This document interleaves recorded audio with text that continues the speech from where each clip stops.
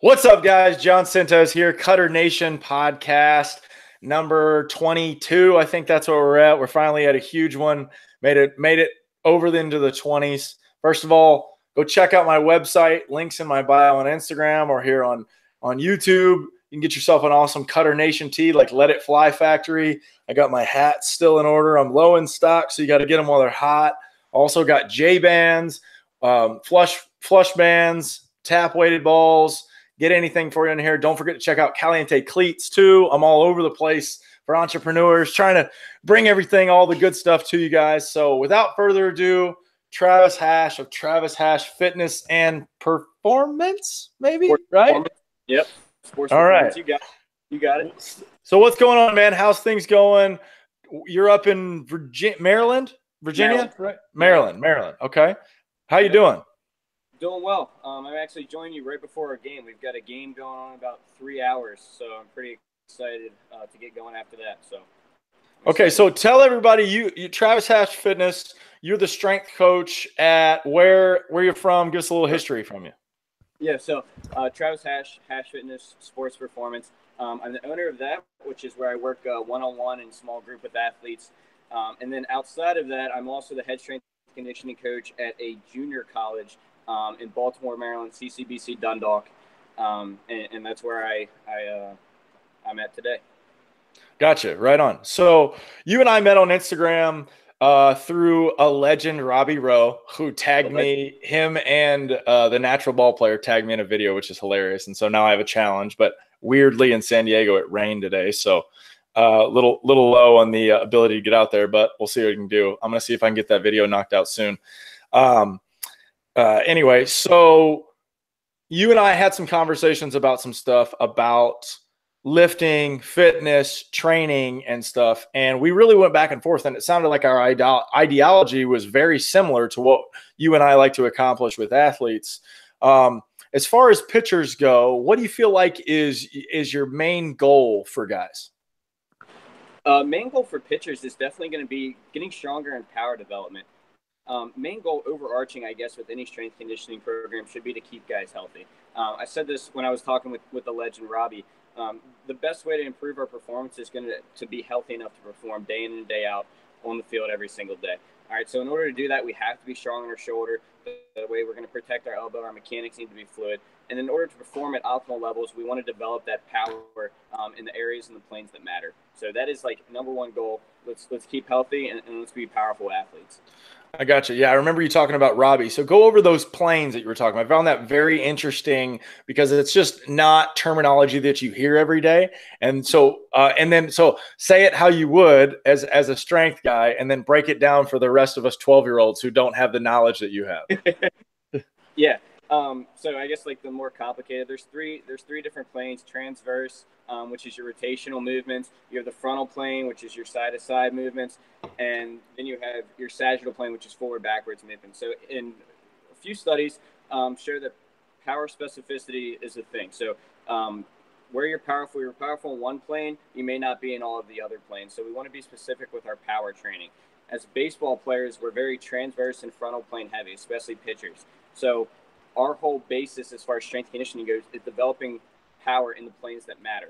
There may be some effect to having some sagittal plane power, aka going up and down, box jumps, your Olympic lifts and things like that. But at the end of the day, we want to be powerful in the positions that matter that we're actually going to use onto the field. So, yeah, I love that. That's actually something that I think it's very highly debated in the online pitching world. Sure. But even logically, I went through a strength program. I kind of went through a very, I feel like a very mature like growth period. I went to a junior college. Our junior college lifting program when I got there was very circuit based, not very person specific, but the pitching coach ran it. He knew what he was doing. He seemed like he had gotten a very good program. It's the first time I had actually done kettlebell swings and snatches without kettlebells, like before it was even a thing. Like this is back in, I'm 32. This is back in like 2005. So that was a huge thing. And then I kind of progressed to a 4-year university where it was like, I'm pretty sure it was a football workout packet that we had. And it was like, when I read through it, it was like squats, deadlifts, lunges, Let's see, what else did we do? Curl. It was like all in the same thing: curls, Right. shoulders, tricep extension, leg press, like all this stuff that very bodybuilder like thing. And granted, it worked for me. I was a very underdeveloped athlete coming in. I didn't even lift in high school and stuff from there. So Mhm. how do you feel like those different power sections, like you were saying, apply to, let's start with pitchers first, and then we'll go to position players next. Yeah, I don't even know that we need to split it. I mean, it's going to be very similar as far as power. While there's obvious differences between pitching and position playing, we still want to be powerful in those same planes. It's going to be the same all the way around. Now, where it matters is just time prioritization. So it doesn't mean that we're not going to do any sagittal plane movements or any sagittal plane power exercises. We still deadlift sagittal plane movement. We still squat sagittal plane movement. It's still important to have a baseline strength there and have some power in those planes. I don't want to pretend like we don't do any sagittal plane at all, because that's not the case. It's just when we prioritize our things, I'm more likely to prioritize my time in frontal and transverse plane exercises like med ball throws, lateral jumps, chops, things of that nature, than I am to prioritize marking off an entire training block that, so all 50 of our guys can learn a proper power clean. Okay. That's kind of the difference that it comes to. It's not all or one. I think a total program, it's got to be about the total effect, and that's what we go for. We just prioritize those planes more. Gotcha. Yeah, that makes sense, because even myself, like, how a lot of the programs that you see online, you see giant variations from Olympic lifts to this and that. And one of the things that I noticed, that I even got in some Olympic lifts myself, some clings, some hang clings, that I noticed a lot of, some people have elbow issues, but I was actually having wrist issues. And Yep. until I learned how to release it and get it with two fingers and really get those elbows underneath it, and, not hold it, catch it with the shoulders, maybe even a little bit of the collarbone and neck, that's where I noticed a big difference in my power clean to go up. But one thing I didn't notice that go up is I didn't notice any velocity change just because my power numbers went in that. I think the highest I got to was about 225 on my power clean, but I know my technique's terrible, on that, Right. because I know my front squat. I know my front squat's not exactly the best. So I saw a correlation between those two, but I noticed really a big thing with myself being a very long, gangly athlete, was that I was getting tweaks more often doing those type of lifts and things. And so the risk reward for me personally I didn't really see it as something I felt like I needed to do all the time. You know what I mean? Yeah, and let me ask you, how long do you think it took you? And you said your technique's still not there. How Yeah. long did you give Olympic lifting a try to where you felt like your technique was at least good enough to try the 225? Probably 2 weeks. I was staying at 135 for about 2 weeks, just a plate for about 2 weeks before I was like, okay, let me see what I can do. Just mainly because I got bored, just like any other athlete, where I was like, okay, I feel like an idiot doing this. Let's see if I can actually do this. Yeah, so from my, and it's a little bit different when we work one on one with athletes, but for my purposes, like I said, we have about just under 50 guys that come in. In order to get all 50 of those guys to be proficient enough that we could actually load Olympic lifts to where they would have any type of benefit for us, it would take us our entire probably fall semester to get them competent enough to be able to do that. And that's not a knock on my athletes at all. They're awesome athletes. It's just Olympic lifts are a highly technical lift. And I think if we're talking about time efficiency and like bang for buck exercises, I don't rate them that high on my list of exercises. I'm not saying that they have no effect on power. They're obviously a power exercise, especially when you get into talks like triple extension and things of that nature. But they don't rank high enough on the list for me to prioritize them over frontal and transverse planes.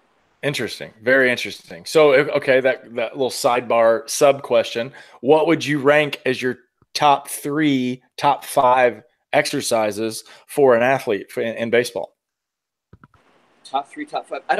I'm hesitant to give you like 3 exercises like this one, that one, and that one. And we talked a little bit about this when we went live. I think the best way to attack it overall is develop a baseline strength. You have to have that strength there. I don't care how many lateral jumps or how many med ball throws you do. If you weigh 125 pounds, you're not going to be a very powerful athlete, most likely, unless you're some sort of freak. And if you're under 25 pounds, you're probably not. So you definitely need to develop that baseline strength and get some size on you. I do believe to some extent, mass equals gas. You have to have a little bit of size on you and be able to put forces into the ground. Second is putting those forces into the ground in the correct way. So that puts us into our med ball throws, our chop variations, and then as we've talked about, I'm a big fan of like hide-in speed skaters, lateral bounding exercises that really emphasize that rotational and frontal plane component of our power. And then third, getting into more specific work, which is your mechanics, your pitching mechanics. You can have all the power in the world, right? Meaning like a car or something, it can have all the horsepower in the world, but if it has a crappy driver, it's not going to get very far. So the mechanics got to get you the rest of the way. True, true. And even then, for people that know me, I think mechanics is the worst word in the like in pitching, because when people think mechanics, everybody gets real robotic. You know what I mean? So like one thing Robbie and I talked about that we both really like is calling it motion, because that seems like it's the entire thing. You know what I mean? Because think about it. Every time you say the word mechanics, what do most people do? They lift their leg and stop, raise their hand and stop, get to these weird like movement patterns looking like an Egyptian, maybe even, you know, whatever that is, instead of trying to be the whole thing. Ball in motion stays in motion to try to keep things going. Yeah, I get you there. I'm a little bit nerdy, so I think mechanics, I think biomechanics and physics and things like that. So that's kind of like my thought process on it. But I actually kind of like that to like, you know, somebody that doesn't think in that mindset is getting them more of a flowy. Because you're right, mechanics get really robotic if you try to break it down this phase and that phase and this and this and that. And then you finally get to your endpoint. And it really should be more like a movement and a flow going on through it. Yeah, totally agree. Totally agree. Okay, so brings me to another point that you were saying right there. We were talking about some stuff. You at your program over there, you guys throw weighted balls. You do some of the stuff, highly controversial situation with that. I definitely think that people have to understand that everybody's different. I don't have all of my athletes throw weighted balls. Some guys do, some guys can't. I really liked what I think Driveline put something out recently talking about guys who are super hyper mobile, or somebody did. I'm not sure. Then those guys particularly can't do the heavier balls because of sequencing and stuff like that. And I've got a couple athletes that actually have to do that. They actually go the other way, which I'm not a towel drill fan, but for the sake of one of my guys, if he doesn't do the towel drill before he throws, his entire arm path, and he's 6'5", his arm swing, his arm path, everything is super short and tiny, just because for some reason when he gets to his brain, he thinks he needs to throw harder, he shortens his circle, everything up. But when he keeps something super loose, so we have him do a towel drill, and then we have him throw a tennis ball before a baseball. He goes the other way to really be able to feel how long and loose his arm is. Yeah. And that's like, I think when I'm asked, like, does this or that training technique modality work? My answer is always it depends. Because while it may work for Johnny, it doesn't work for, you know, whoever else. So you have to, that comes down to your evaluation process, knowing your athlete, which takes time. It takes a good amount of time and a thorough evaluation to get to know your athletes and which ones are going to benefit from what. So yeah, I love that. While some may benefit from weighted ball use, it may actually hinder the performance of another or have no effect. Or have no effect. Exactly. Okay, cool. So as far as let's go over some of the things that I get asked all the time, and we'll talk about some stuff off air and stuff too. Sure. As far as leg workouts go, I really get into I have a lot of people that I work with and kids, and they want to know, when can little Johnny start working out? What can he do, and this and that? And like you're saying, the kid's 125 pounds, that he's 12. He's obviously not going to be throwing 90 miles an hour, hasn't reached his, you know, mature peak of his teenage years to be able to get to that point. But that being said, let's take a 12-year-old, for example, average athlete, medium strength and stuff. Would you have him start off with a body weight kind of thing, or would you actually maybe put a small load into him? You know, could you give me some example of some exercises there that you feel like that maybe, like, because I think 12 is probably when people really start looking to get things serious. You know what I mean? Yeah, definitely. And again, so it depends on the athlete and what type of 12-year-old and, you know, stuff. But like average, decent athlete, 12-year-old, I think it's important to understand as coaches, kids don't play anymore outside like they used to, right? They're playing Fortnite. Let's be honest. That's most of what kids these days are doing. They're playing video games. They're probably not outside of practice and games going outside and playing. growing up with me, I lived in the woods. Like I remember like having to get called in because it was getting too dark or getting called in for dinner. I was always outside. And think about when you're running around, jumping, climbing trees, you're overcoming tremendous ground force reactions. Your muscles pulling up the tree are under load or under tension. So it's this thought that like kids can't train because it's going to stunt their growth to me is a little bit ridiculous because the body doesn't know whether it's doing a biceps curl and it doesn't know when it's pulling yourself up a tree. All muscles know is tension. All right. They just know that they're being placed under tension. So for that 12-year-old kid, it starts with movements, right? I'm not going to load anybody, 12-year-old or 34-year-old, if their movements are crappy, right? We don't want to load on top of dysfunction. So we want to make sure we're going to start off with a body weight thing. How long that phase lasts depends on how quickly the kid adapts. I have a 13-year-old, not 12, but pretty close, that nailed movements really early, just kind of like a gifted type mover. I don't know if he's gifted athlete. He's only 13, but he's gifted as far as he's able to move and he was able to pick things up really quickly. So for him, I was able to load him quicker. So I would go let's just take the squat. I would go body weight squat, progress him to a goblet squat, and then you can even start loading the hinge pattern on very light, like a hex bar deadlift and things of that nature. I don't have a problem loading kids appropriately. Obviously, he's not going to be maxing out. Okay. Yeah, I agree with that. And so what about, because one of my favorite ones, especially for younger guys that I feel like is safe, are kind of like a lunges, a one-legged thing right there. I feel like the one-legged stability and the things that go through that are very underrated for younger guys. Do you feel like that lunges or one-legged squats or step backs or even side lunges? I've been doing with some of my athletes what I call around the clock. Mm-hmm. You know, with the younger guy, maybe like have a 5 or 10 pound dumbbell in each hand and step forward. You know, just follow each clock right there. Yeah, I think they're immensely underrated for any age group. Look at any sport movement and tell me how many of them take place on two legs. Like pitching, for example. Like look at like your shirt right now. A guy's pushing off his back leg, which is off the ground for a period of time, and landing slowly all of his momentum on that front leg. All right, so we can see that there. Look at hitting. Look at Bryce Harper. His back foot is completely off the ground when he's swinging, and only his other one is. So the idea that we don't need to be able to produce and accept forces on one leg is crazy. So starting on younger, being able to accept those forces is only going to help him because he's going to be a little bit more resilient to injuries, resistant to injuries because his muscles and the tissues are stronger. So definitely.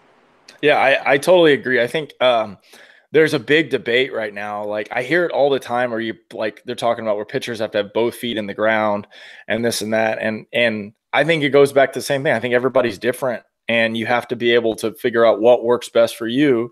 But, you know, the greatest equalizer with that is really being able to go, you know, looking at a gun or, you know, radar reading, some kind of measurement, whether it's distance. A lot of people that can't afford a really good radar gun, you need to be able to go, okay, I throw, you know, if I'm long tossing or, you know, whatever I'm doing, a long toss is a great way to measure power output, you know, for distance to be, okay, when I do this, the ball goes further and straighter. When I don't do this, the ball maybe runs or cuts or, you know, and it has less power. You know what I mean?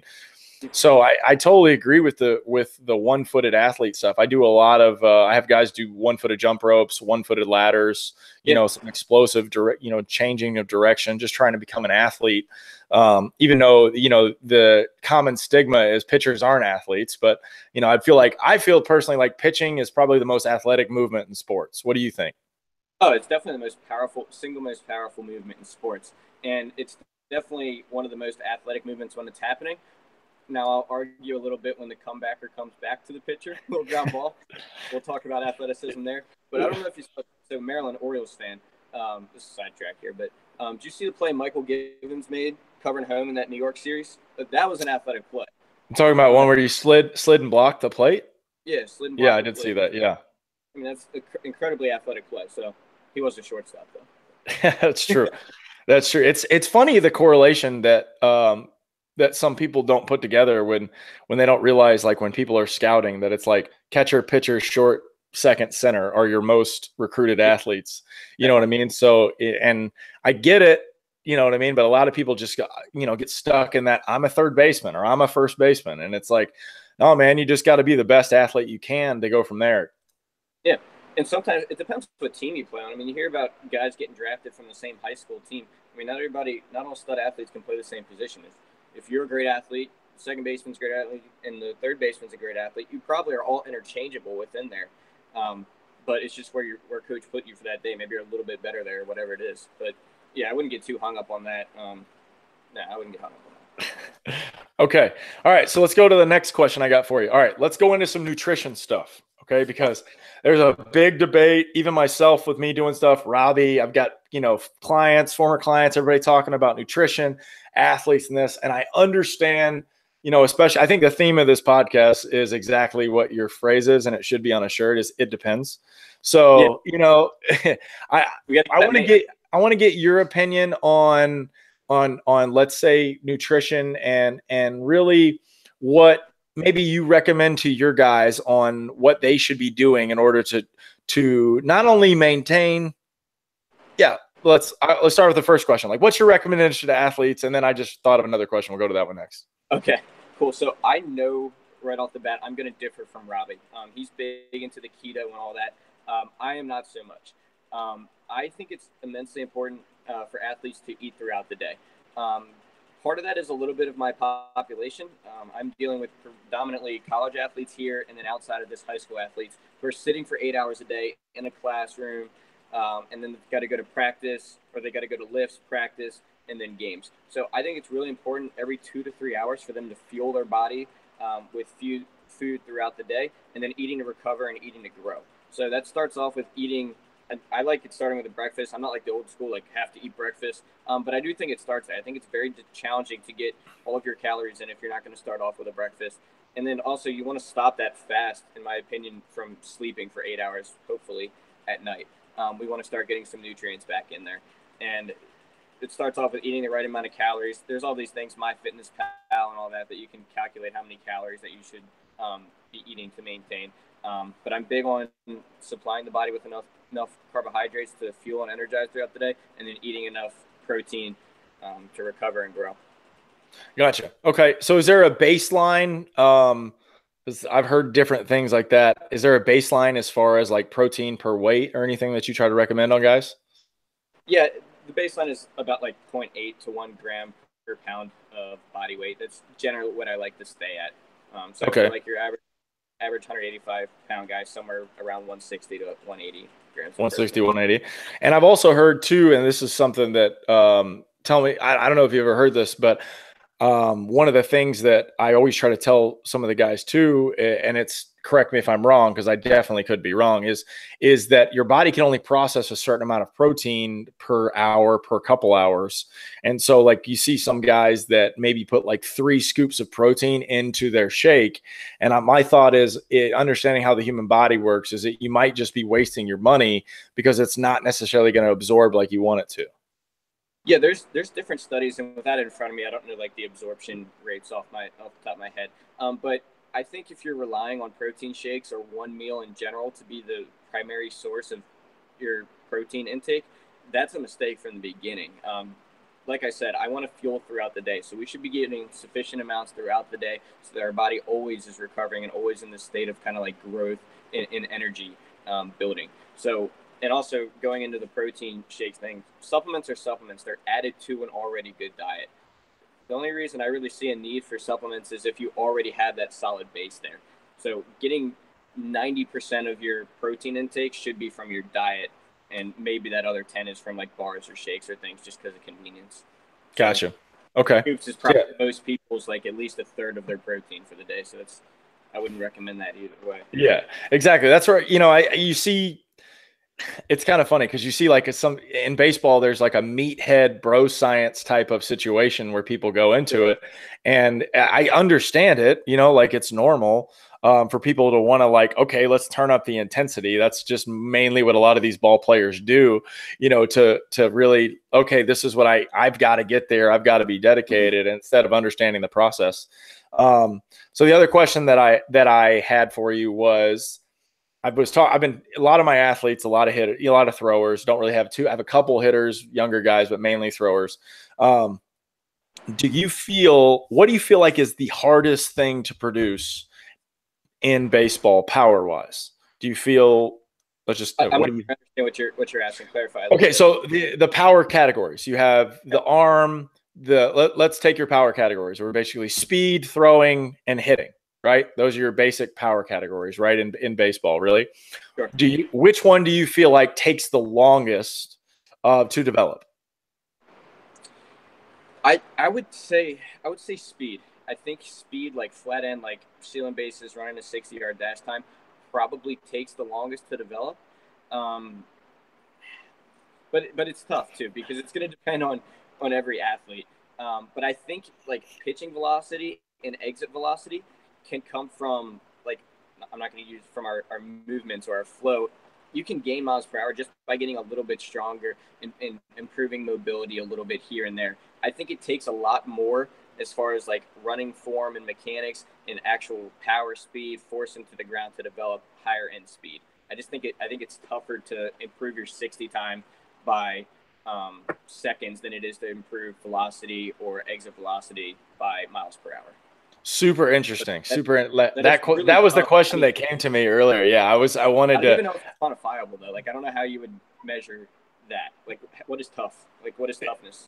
Exactly. Well, and that's where honestly, so I've been throwing this phrase out and I get some crap about it online, but it's online. What are you going to do? That doesn't, who cares? But I honestly think for what I've known with my body and how I got hurt and how things go, I think anybody can throw 90 miles an hour. I don't think it's a matter of if, it's a matter of when. If you get the right information, obviously, if you're throwing and it hurts, don't keep doing it. That's right. One of the biggest misconceptions. One of the biggest things that I run into with kids and their throws and what they're doing, this and there, is they'll throw, and all these kids develop an ability to lie to their coaches because as soon as you say your arm hurts, what's your coach do? Sticks you on the bench. You know what I mean? And so they just don't do it. And meanwhile, I'm going over here like yesterday. I had a great example. I got a 10-year-old. He's a catcher, pitcher, really doing well, really picking up a lot of the stuff we're doing, but he has a habit, and he's 10, of only throwing like a catcher because of the catching clinics and the things that he's just doing. So he's come up with me, and now he's starting to pitch, and his dad's starting to realize that he's complaining about his arm all the time because he's only throwing like a catcher. So we're trying to lengthen his arm out and make him be able to differentiate. Okay, this is how you throw when you're not catching. You have a nice long loose arm action. You finish loose. This is what you do. And he's really adjusted everything that he's doing. You know what I mean? Yeah, definitely. So I guess the question I have for you too, do you think there's a place for guys that have a short arm? So I naturally had like a shorter arm. So I played shortstop. So I kind of naturally had that like shorter, more compact throw and almost a little bit sidearmy type throw, like typical of a middle infielder. Would you take someone like that and pull them out of that if they have no pain and that's how they throw off the mound? Or does everybody have to be a long arm guy basically or no? Okay, so good question, because that is a very good debate. So here's my thought on it. I've met, history-wise, I'm not a doctor, history-wise, I've met more guys with Tommy John who are catchers, infielders, and pitchers than outfielders.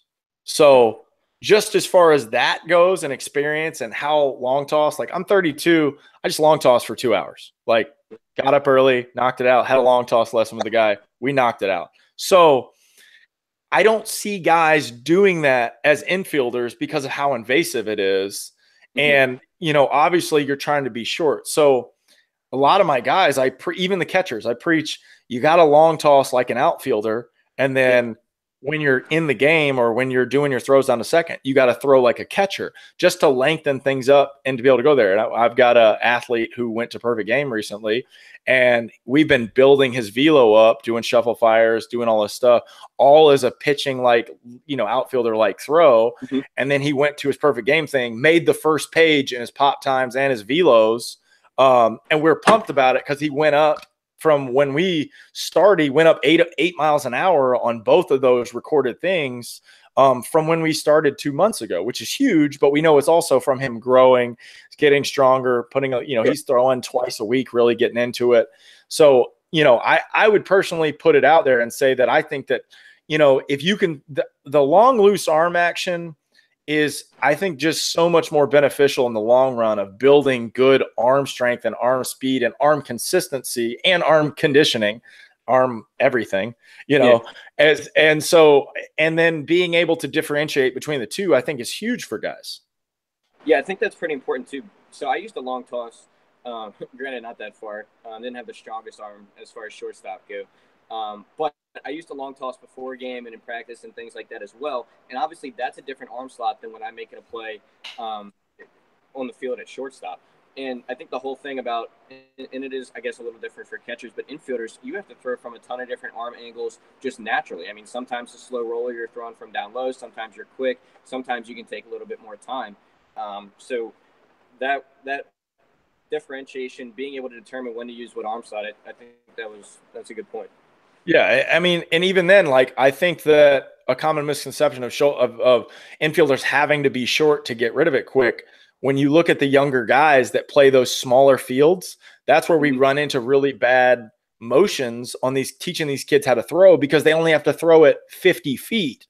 Right. And so as soon as they get to that bigger field, when they get to the ball in the hole and they got to make a 120-foot throw at 14, they don't know how to do it because they've never made that throw. And then they don't even long toss, like you're saying, to really get the arm and the body ready to go to be an absolute animal of an athlete in a game when you need to be. Definitely. Nailed it. Nailed it. Okay. So you had some other questions for me from your pitchers, correct? Got them. Wow. We got a list. We have a list of questions. There's probably 20 questions on here. That's exciting. No, that's great, dude. I'm excited for you because, I mean, too bad your guys aren't in the background right there to get to ask it themselves so they can hear the answers. But we'll send them the link. You know, they can hear everything. They'll get the link. They're actually in pregame batting practice right now, so they're getting that going on a little bit. All right, let's start with it. All right, so first one, just because this is going to be probably a long talking point, I would imagine. I kind of know my thought on this, but from, to a pitching guy, I definitely want to figure this out. So if you could only pick one, can't have both, only pick one, what is more important or critical to pitching success, velocity or command? Now, ideally, everybody's like throwing 99 dot in corners, right? But if you can only do one, what do you think is like biggest key, velocity or command? So I would say, okay, I gotta differentiate where we're at, because the way the game is now with velo, right? It's very hard to go in to the major leagues throwing 90 miles an hour and being successful. So we have to define what velocity is. Is it a 100-mile-an-hour fastball or is it 95? Because if it's 100, I'm taking 100 over 95 even as a starter. Now, as a closer, it's completely different. You know what I mean? So in this day and age, you have to take velocity because that's the game that's being played. You have to. You do not get a shot. Like just on Twitter the other day, I don't remember exactly who it was. I think it was Ben Brewster at Tread Athletics, but he said, look at all the 90 to 93 guys that are getting released these days because they don't throw hard enough. And it's so true. It's so true. So command is a very common misconception, I think, also because people think, like it sounds like your athletes think that pitchers dot up every pitch. And that's just not the case. It's not, especially with this day and age of movement. So I'll send a question back to your guys and say, what's more important, velocity, command, or movement? I'll throw that back at them and say, enjoy that one, because I need them to define command. And that's a great question. And maybe we can have a conversation with your guys later about it, maybe on a live or something. And I'll just throw out some, we'll throw out some things, because you can look at a Kershaw. Granted, he's not, this year I see his velo a little bit down, which we'll talk about. Well, I will talk about that. I think I predicted something. Anyway. You did last time. I remember that. Yeah. But the same sense, look at all these new young guys coming up throwing 96, 97, but they're not throwing four-seamers. They're throwing two-seams, cutters. I think the information that's out there these days, I think there's too many guys that have four pitches now. You can't just be a two-pitch guy or a three-pitch guy. You have to understand tunnels, changing eye levels, this and that, and those are the guys that are the best at it. You know what I mean? Like people used to give – go ahead. No, you go. I was going to say one of my favorite pitchers of all time, and you can see the chin piece here, is Josh Beckett, okay? Okay. people used to give him so much crap about his curveball when he was with the Red Sox and the Marlins. So they talked about it was too slow. Everybody was into this hard slider thing. Look at the momentum of the game of when he came up, and I think he came up in 2004. And then everybody was fat sinker slider. That's what you heard. Sinker slider, right? So everything was hard. I think his curveball, just like what Kershaw is doing now, their curveballs, using it as like a change-up curveball, as a much slower pitch, really are throwing off these hitters that they have to deal with speed ranges that are so much different, making it even more difficult. Then you add a Marcus Stroman who has those 2 or 3 different breaking balls at different speeds, plus he's changing his timing on when he's lifting and what he's doing. Now we're really becoming difficult in the things. But yet, when we look at those guys who are successful in doing it, we don't preach to our younger guys to try that stuff because it's too hard. You can't do it, allegedly. But with me, all right, I had another 12-year-old, which I'm super pumped about. One day we worked on timing changes just on his windup. He's playing a little league, so he plays travel ball too, but he actually in little league, he's able to go out of the windup, zero risk of a guy stealing or trying to do anything. So he gets to experiment with like step back, step forward, step side, slide steps, lift and holds, all these things that you can find, shameless plug, on my YouTube channel. If you want to learn some more sequence timing changes that with nobody on are completely legal, by the way. But you know, and he goes out, throws 6 innings, 80 pitches, strikes out 12. Just dad was ecstatic, you know, and just throwing hard, arm feels good, everything's going great. And he's fastball, changeup, curveball, two-seam, add a little two-seam. Haven't really worked on the cutter yet. We'll get that in there on him, you know, when he gets a little bit older. Mm-hmm. But he just really enjoys and understands that the batter reaction affects his pitches and what he's trying to do in his plan. So he went out and he told me, he's like, Coach, I did exactly what you did. And for example, a couple months ago, I faced a guy that I used to play against, and he knows I'm a cutter guy. He knows I have a good one. So I started off with the first pitch fastball inside. He's the second batter of the game. I missed up and in. He swung at it. So, okay, no big deal. I'm going to throw it again and see what he does. Throw it in again. Swings and misses again. So I've thrown 2 balls, but now I have 2 strikes because he swung and missed, and he's underneath both of them with just huge back shoulder down lifting. Third pitch. All right, I'm going to do it again, see what he does. Same spot, swings and misses. I proceed to throw 6 more fastballs up and in and strike him out 3 times in a row. Like, just didn't throw strikes, fastballs up and in. I was like, as soon as this guy doesn't swing at one of these, I'm going to throw a different pitch. And I didn't have to. You know what I mean? But until then, why? Yeah. Exactly.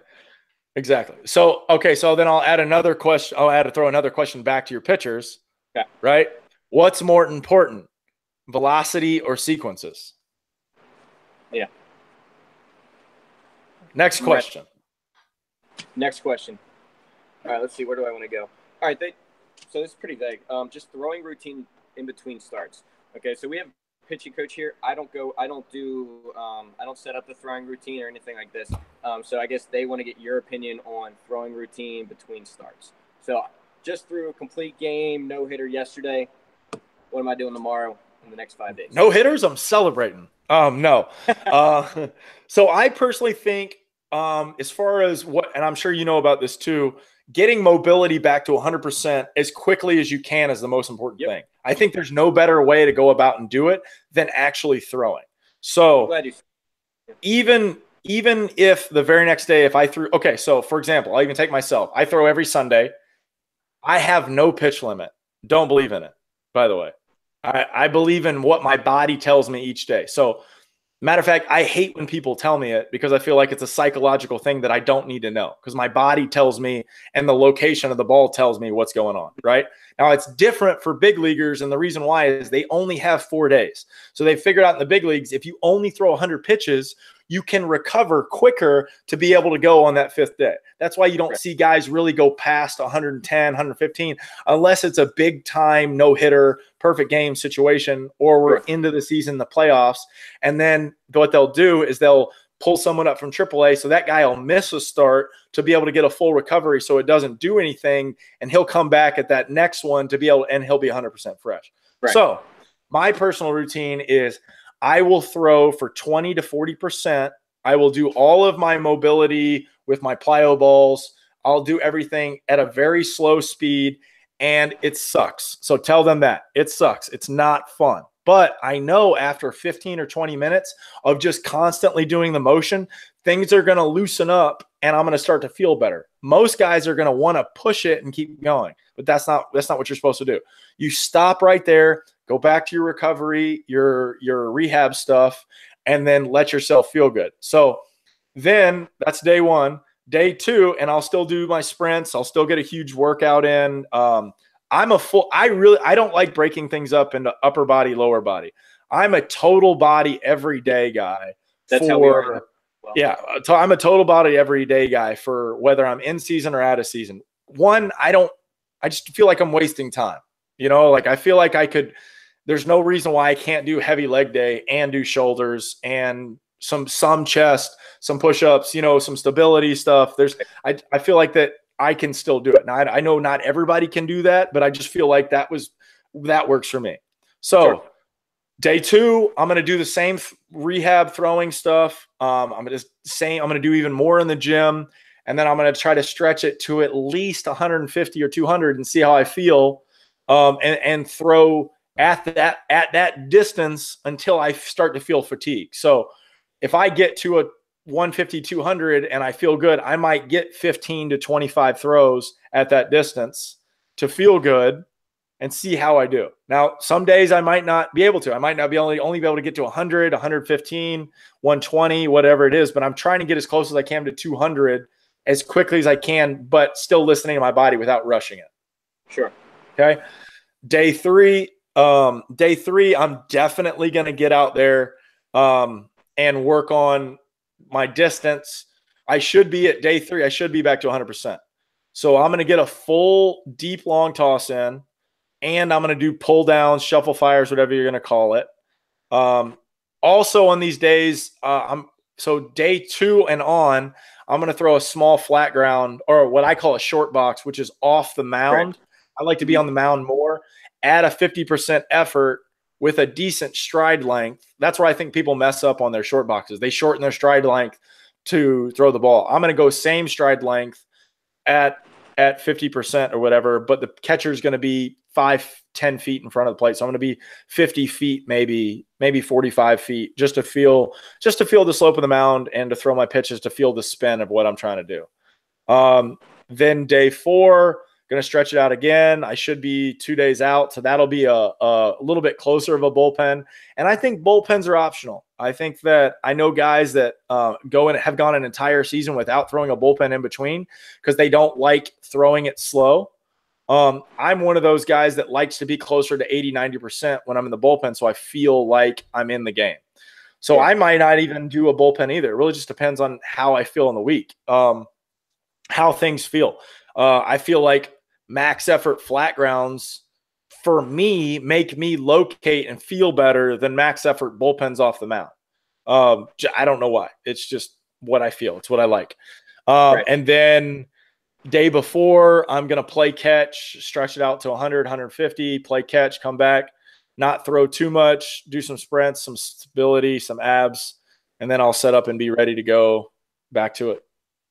Yeah. So I think for my guys, which I'm sure they're going to be listening to this, I think the biggest thing, and I think you said it maybe 10, 15 times, is how I feel, based on how I feel, listening to my body, listening and just feeling it out. I think that's the biggest thing. So while they may sit there with a notepad and jot down exactly what you just said and do all that, a lot of that is going to depend on feel and how they're feeling. And I think you should probably run if somebody coaching-wise is going to force you into, no, you're throwing this distance today. You're going 200, definitely. I don't care how your arm feels.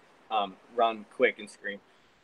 So, yeah, I like that a lot. From the training side of things, because you touched on it a little bit, let me know how you think about this.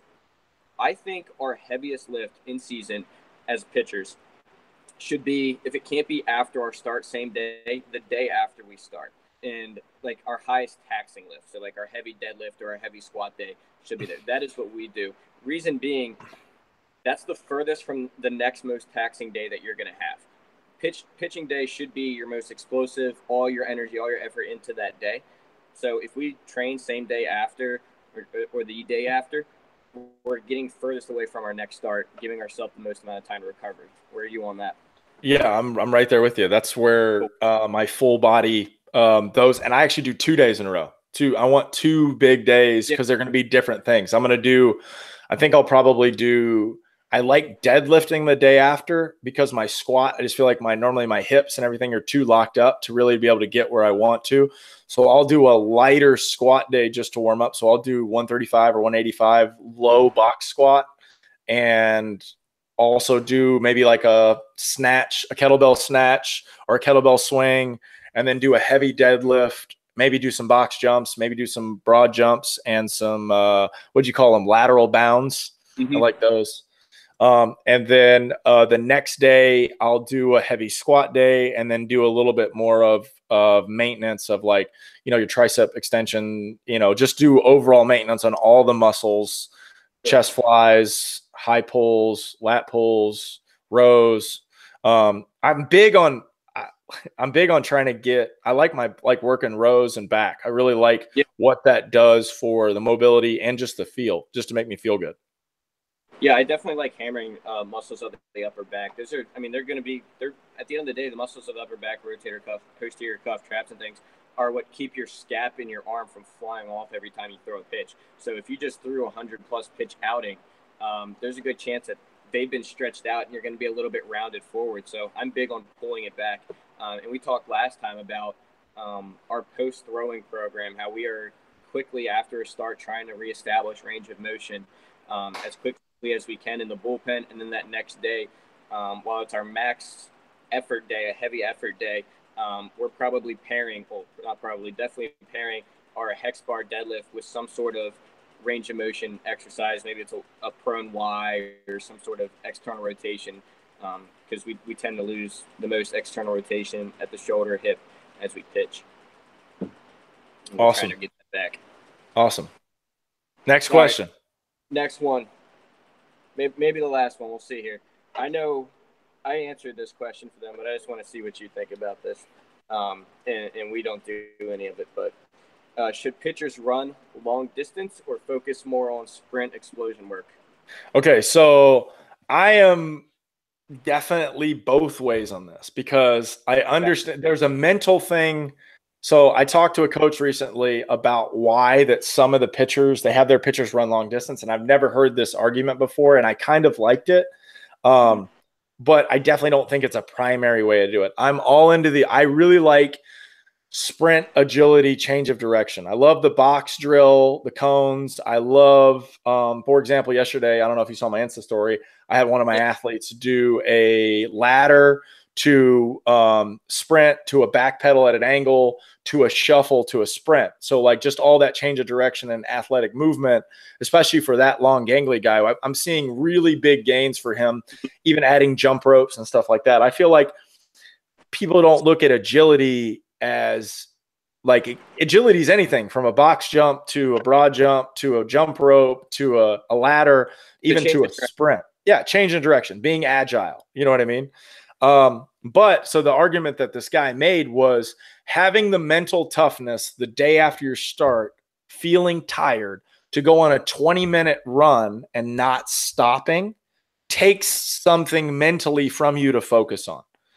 And I feel like all of the running that I did in junior college, like we used to have, oh my God. I mean, dude, every day after school, after practice, not even poles, dude. We had to run around the campus, and the campus was just surrounded by traffic, and you're just running into fumes.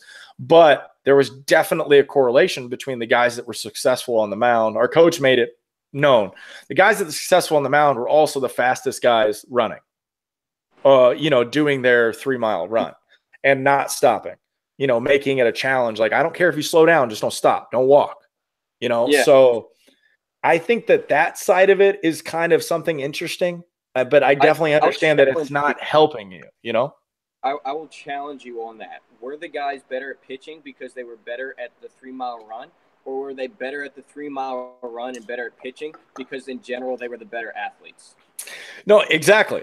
Or also, were they the mentally strongest athletes? You know, Right. So I think there's a like lot of other factors that go into that. We don't do any distance running, um, really at all, for like training purposes. As far as like, if they're messing around at practice, coach may have them run distance. That's a separate thing. But I don't have them do it for a training adaptation. We do a lot of sprint work, and I don't mean like should pitchers run. When I say no, I don't mean they don't need any aerobic capacity. They definitely do, but I don't find it necessary to run distance and waste all that amount of time. I would rather do sprint work and circuit work to develop that aerobic capacity that more relates to the game of baseball, which isn't that aerobic energy system for long distance running.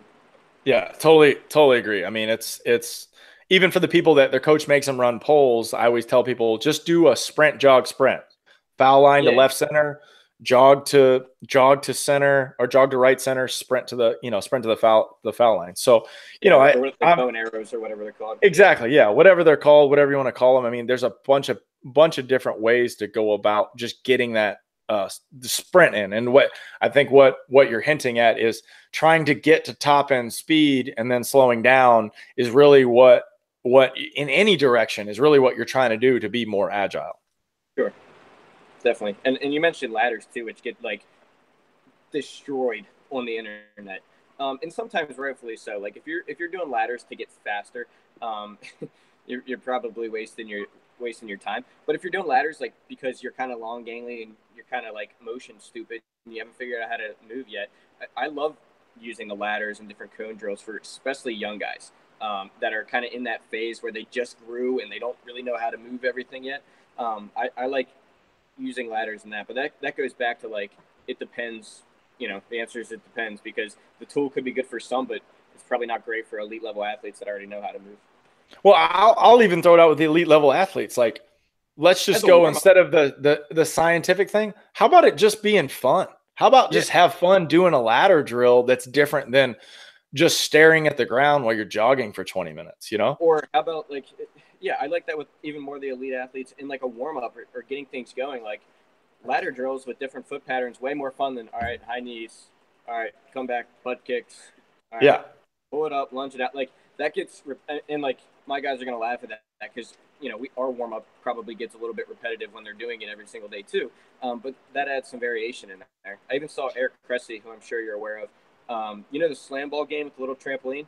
He had some Yeah. pro athletes doing that as part of their warm up one day, working on Dude, changing direction and getting blood flowing. So yeah, love it. Love it. I was just I about to make a recommendation for you to try to turn everything into a game. That's what we do with a lot of our stuff. competition. Yep. Competition. So Yeah.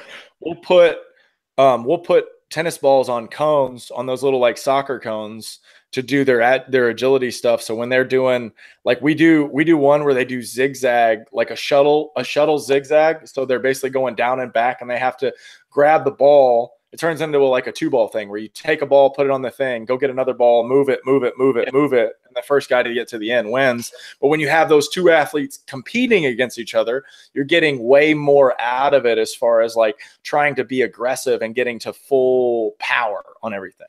Definitely. That's something I picked up on really early in my training career. I was blessed to not with them, but work with the New York Yankees head of strength conditioning on a separate business. Again, it wasn't with the Yankees, but outside of that, we worked with youth athletes and we were doing like a speed clinic and speed and agility. And his big thing is creating that competitive atmosphere because you're going to get the most out of it. You're going to be at game speed when you're competing because you compete in the game. If you compete in your drills, you'll be closer to that game speed. You know this. When do you run faster? When you're running sprints by yourself, or when you're running sprints when you're either chasing someone or somebody's chasing you? You're going to run a lot faster when you have that competition trying to get away or trying to catch up to somebody. Yeah. And that's the best way to do it. So I definitely agree with that as far as training goes. Solid. I totally agree. It sounds like we're on the same page. So weird. For the most part. Yeah. All right. Next question. All right. Let's see. What's a good one? Those are the three I highlighted. So let's see what else we got on here. All right, so this is kind of and this will depend on a lot of things too. What do you think about a gap year? So, a kid coming out of high school wants to take a gap year, maybe he went JUCO and wants to take a gap year to just focus on development. Um, what do you think he misses out on or benefits most from taking a year off to train and work on that? Great question.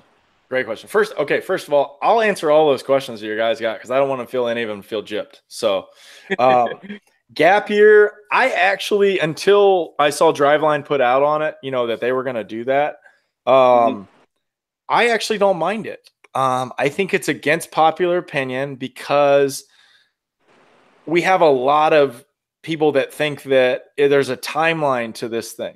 You know what I mean? There is kind of a timeline when it comes to the NCAA and how that stuff goes, but you're seeing a lot of pro athletes that are just skipping a year to train to continue to get stronger. Because especially with how when you play your season as a pro, it's so aggressive on your body, on everything, that you just lose so much mobility and strength and speed throughout as the season goes on stuff. Even if you're training at your best, you're still going to lose stuff. So, being able to maintain that, you're not going to continue to grow. You're going to try, but you're going to plateau as the season goes. You might get mid-season form, as they call, and you might throw 1 to 2 faster, but you're not going to see any major gains. Matter of fact, your average is probably going to drop on your pitches. I think we look at top-end velocity a little too much sometimes and not at average velocity. I think if I can raise your average velocity with some stuff, we're going to see way better consistency rather than just your top end. So I think once again, it depends. I think it depends on the athlete and where they're at. If you aren't at 90 miles an hour as a pitcher, we'll just take a pitcher, for example. If you're not at 90, then the odds of you going where you want to go and to continue to get there aren't really going to be there. And now I think it's even more to a 92, 93 because there just are so many guys that are throwing cheddar. I mean, I want to say it was the Astros. Pretty sure it was the Astros or somebody in the playoffs. But I remember that on MLB Network, they were talking about, it was the Astros. So they brought up in their September call-ups like 10 guys throwing a hundo, like 10 dudes, 10 straight dudes throwing cheese. Not one of them got put on the playoff roster. I'm like, You got a stable of thoroughbreds throwing cheese and none of them going there. And then look at how they did. Like, I love how the Astros managed their bullpen and how they did everything because they went with their guys. I feel like their coach was the first time that I saw a coach be like, he was playing the show and he had an unlimited bullpen and he could be like, I can put a starting pitcher in the game as a reliever. And you'd have thought the announcers lost their mind, until you would go to the actual, the mecca that I love, MLB Network, where they're like, why haven't they done this more? Like, why don't people use their dudes who can do it? They're not saying everybody can, but obviously Morton, monster, McCullers, monster, Verlander, monster. They were all ready to go. They were there, and they realized how rare it was to win a World Series or win a championship in general, and that you just have to be a dude, Yeah, definitely. So I think you covered the gap year thing, and it depends. I'll segue into like the gap summer or whatever for like a high school or like a junior college guy.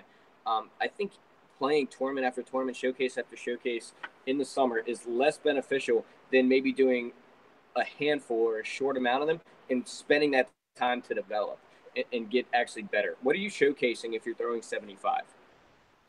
Preach. You just said it. If you're not going anywhere most likely unless you throw at least 90 plus or something of that nature. So why not spend the time?